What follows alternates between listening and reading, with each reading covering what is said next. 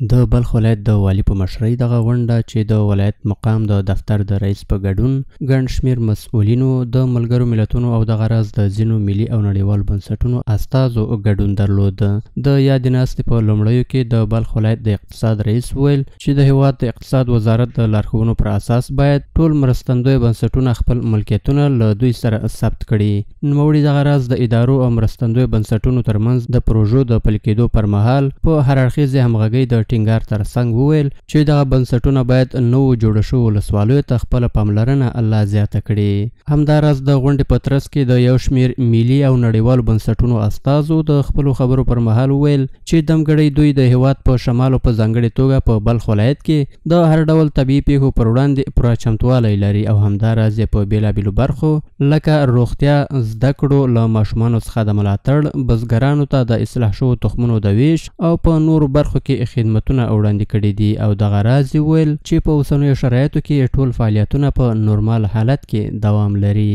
ورته مهال په دې غونډه کې یو شمېر نورو چارواکو هم د خپلو فعالیتونو او لاسته راوړنو ترڅنګ د پراختیایي پروژو د پلي کولو، د کوچیانو لپاره د اسانتیاو برابرولو،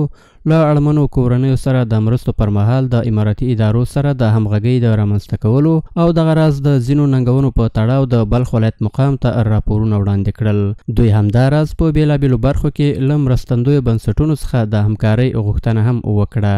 د غونډې په وروستۍ برخه کې د بلخ ولایت والي حاجي محمد یوسف وفا له ټولو ملي او نړیوالو مرستندویو بنسټونو څخه د دوی د فعالیتونو په پار مننه وکړه او ټینګار یې وکړ چې اوسمهال په افغانستان کې سراسري امنیت ټینګ دی او ټول هېوادوال د یوه امیر تر رهبرۍ لاندې د یو اسلامي نظام درلودونکي دي، نو اړینه ده چې د هېواد د ابادۍ او ښېرازۍ په برخه کې ترسره شوې ژمنې عملي شي.